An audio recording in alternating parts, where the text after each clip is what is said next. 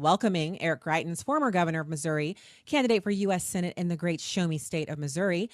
Eric, thank you for coming on. Stacy, it is always so much fun to be on with you. Thank you for having me on. And can I just second your comments about quality firearms training, how important that is? I just came this past weekend. I had 3 days of the best combat pistol training I've had in my life down in Fort Worth, Texas. It was absolutely incredible. A guy named Jeff Hall was our instructor. He's got the martial art of Hojutsu. It was incredible training, and I just want to thank you for emphasizing that important point. It's not enough just to own firearms. It's so important for us to train with them and to be ready with them. You're exactly right, Stacy. Well, you know what? Okay, so Eric, I think that's fantastic that you were able to get that training and travel out of town a little bit, get a little bit of a trip out of it. That sounds super fun. And I really think people, we miss out if we don't take that extra step to try to do that. And we get busy and, we can't always go, but to just try to make it a priority to get in there and squeeze off some rounds and stay fresh. It's something that we have as a responsibility and it's fun too. So I was just, watching my news and noting that you are running for U.S. Senate. And I know there are others who are, I guess, planning on announcing, and the Democrats haven't said who will be the opponent. So talk to us about why you're running. And of course, we'll talk about Kimberly Guilfoyle. That's next. But first, where are you running? Yeah, absolutely. Well, Stacy, look, and I've had the honor of being on your show and talking to your listeners before. The honor of my life was to serve our country as a Navy SEAL. I did 4 deployments in Iraq, Afghanistan, Southeast Asia, the Horn of Africa. I recognize how precious our country is, that it is worth fighting for. I came home from Iraq after my team was hit by a suicide truck bomb, and when I saw the VA and the government failing my fellow veterans, I went to work. I brought people together from around the country.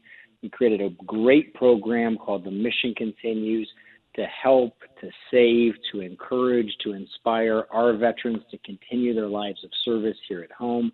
It's an honor to serve the people of Missouri as their governor. As their governor, we took on the establishment. We defeated a politician's pay raise.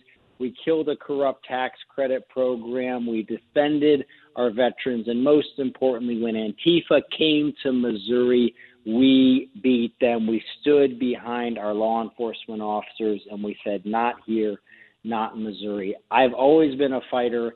I think that now the time is so clear that everyone can see it's not enough to just have Republicans. We need to have conservatives who are willing to go and fight for the America First agenda.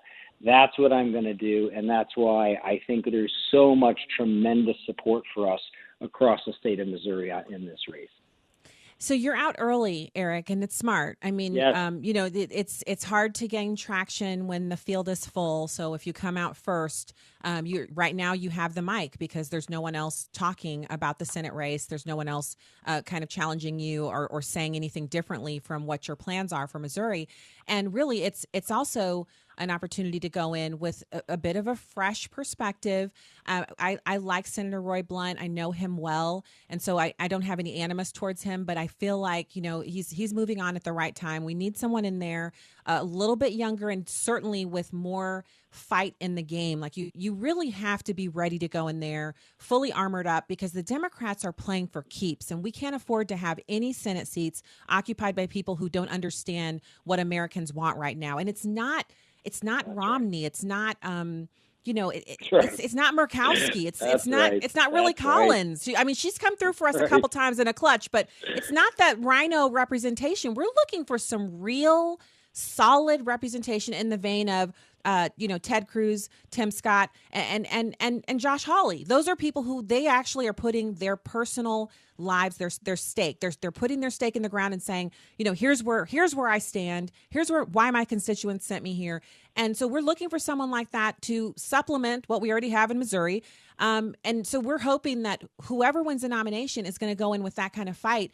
Do you feel like that's what you're called to do here in this race and in this absolutely. run? Absolutely. Look, Stacey, the country is in crisis. The country is in crisis. And you look at Biden and Pelosi and Schumer's radical leftist agenda. It has to be stopped. It's not going to be stopped by rhinos. It's not going to be stopped by the swamp. You need to have fighters who are willing to get in there and fight.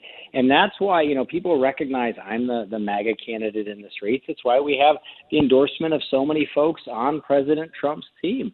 We came out, we were endorsed by Rudy Giuliani, by Seb Gorka, by Dennis Prager, some of the folks who you work with on the Black Voices for Trump Coalition, Pastor Darrell Scott, Bruce Lavelle, they endorsed us. I know you were with Veterans for Trump, Jessie Jane Duff. She came out. She endorsed us. That's a good get. Steve Cortez. Oh, yes. Look, these are fighters. Steve Cortez, he came out. The leader of Jewish Americans for Trump, Fighters for Trump. The reason they've all come in behind us is because they recognize that I am a fighter. I've been behind the president. I've stood up for him. I've stood up for America First policies, and I'm not afraid. I'm not afraid of the establishment or the swamp or the propaganda press. I know what is at stake, and I am willing to fight for the people of Missouri. I always have, and it's why we have this tremendous support. President Trump's pollster, Tony Fabrizio, is on our team. He did an initial poll that showed us at 44 and our closest possible opponent at 9. So we are dominating the field. We've got President Trump's team with us. We've got, again, the Fabrizio poll. We're out speaking to people across the state of Missouri. We're hitting so many stops, and in all of these places, people are coming out and they're saying it's time for us all to stand up. I think what we have to do, though, I think the mission in front of us, and you've been talking about this on your program, it's not just to defeat the left. I mean, the fact is, the left is so crazy. There are enough people with common sense in the country, more common sense citizens than there are these crazies. There are more patriots than there are leftists. But after the 2020 election, after this big leftist push from Biden, a lot of patriots don't have hope. They don't feel like their vote counts. They don't feel like they need to get engaged. They've watched big tech come in and censor the president, censor conservatives. After coronavirus, a lot of people have been dispirited. So what we need to do is rally the troops, just like every generation of Americans has. And I think, Stacy, aren't you the 4th generation in your family to serve in the military? That's right? True. I was. Every generation has had to stand up and serve. And this is the time for patriots. This is the time for conservatives to stand up, to recognize that our country is at stake. We have to get engaged. We can win these fights. We just have to work together and make sure that we pursue President Trump's America First policies and take our country back. So I love that. I love the energy around that. And I certainly, I feel like we had a taste for 4 years of someone who went in and said, I'm here to do a job. And I'm sacrificing to do it. He left a really luxurious, fun life to be vilified for 4 years, and then to lose his access to social media, just for doing it. But he also was the accountability president. He felt like it was his duty to make promises and then cross them off as he answered those promises. And so those are things that people. We got used to it. We got a little drunk off it, and we want more. We're looking for that again. And so it's not just from president now. Now we're looking at all of the candidates and saying, are you going to just make promises and then go there and forget what you said? Or are you going to actually have a whiteboard and cross it off? And so when you're talking in that vein, it resonates with people. And all I want is for everyone to catch that fire. If you're running for office, you should have that fire in your belly to go in there. I mean, we just had some wonderful people go into Congress, Lauren Boebert and Kat Kamak and others. There's just too many to name. They're fiery. They're there for a reason. So I love that you have that. That's a part of what you're trying to bring to the people of Missouri. But let's kind of talk now about this. This hit my email box, and I kind of had to do a double take. You now have Kimberly Guilfoyle. That's no small deal.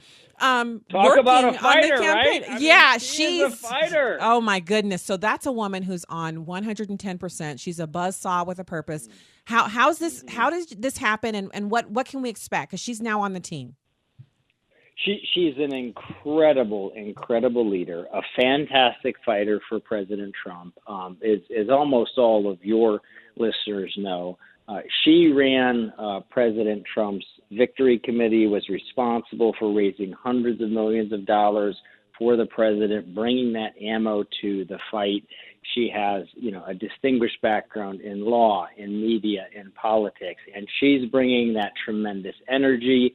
She's bringing so many folks who were supporters of President Trump, who are now joining our campaign, who are supporting this because, again, it's about the America First agenda. It's about fighting for people. And I am honored that she is the national chair of our campaign. I'm so grateful that she's, made this decision to come in to join us at this critical time, and this critical time for the country, and to send out a very clear message that this, like you and I were talking about, that this is not a time for rhinos. It's not a time for the establishment. And we recognize, Stacy, not everybody's going to be for us. When we came out, we launched this campaign, we were immediately attacked by the Lincoln Project. Okay. Well, you have the best enemies then. That's good. That's good. It's a good thing. Well, and it reminds me, Stacy. I mean, you've been a pro-life fighter for so long. It reminds me when I was governor, I called the first pro-life special session in the history of Missouri, and we went to work, got some very important pro-life reforms done. And when I did that, I remember at one point some of the folks on the team came in and they said, "Hey, Eric, we got to let you know that because of the pro-life work you're doing, you were just sued by the Satanic Temple." And I said, "Guys, if we are being sued by Satan's lawyers, then we are doing something right." Well, and they were coming after you and Bridget. Remember, it was Bridget Van Means, the CEO and vision leader of Thrive, and she'd been to see you in the Capitol. And you were actually pulling on all cylinders for the pro-life issue. And so they just basically put the two of you in their sights. And it was a really hideous time, especially for Bridget. But again, on the other side, she looks like she has not aged a day from that time. And you are now running for the Senate. So the Satanic Temple, for all that they tried to give, they came up short. They did not stop you from doing what you wanted to do, which was to enact pro-life legislation, and for Bridget to do the things that she did at Thrive. They only had 30 abortions at Planned Parenthood. The last standing Planned Parenthood in Missouri only did 30 abortions. 20 years ago, they were doing 19,000 abortions a year. So, I mean, there's some serious traction that's been made at the state of Missouri. And you do have a history here. You have had positive impacts when you were serving as governor, and now you're looking to do something at the federal level. So you mentioned she's going to lead up she's the national chair of the campaign. That's a lot of earned media right there. Just her name alone, it's going to get you all of the things that you need to get into to make sure that you can get your message out. Can you talk a little bit about what should you win and you make it to DC and you're in the Senate, what policies or what are you looking to accomplish there? Look, there's so much that needs to be done. There's so much that needs to be done. And I think first, let's just recognize how important this moment is. If I'd gotten on your show, Stacy, in 2019, and you and I had been talking, and I said, "You know what, Stacy, there are leftist politicians around the country, and next year they're going to try and make it illegal for people to go to church." If I had said that we're going to have a president a guy named Joe Biden who's going to go after the Second Amendment in his first 100 days, you might have thought, I like Eric Greitens, but this sounds a little far-fetched. But that's what the left is doing. If I told you that they were going to throw open the southern border and turn it over to Mexican drug gangs and cartels, that is what they have done. So what we need to have is first has to be an insistence on law and order. We need to support our police officers. We need to protect our fellow citizens. We need to have security at the border. That is absolutely essential. Second, we've got to get the country back open again, and we need to pursue President Trump's America First policies, which brought jobs back to the country, brought back quality manufacturing jobs, President Trump made us the #1 energy producer in the world. And what does Biden do? He comes in and he kills off the Keystone XL pipeline. That hurts families across the country. So we need to have leaders who are willing to go in, support the police, stand up for American jobs, defend the Second Amendment, defend the pro-life agenda, defend core conservative values. And also, I will say, we need to have leaders who are willing to stand up for election integrity around the country.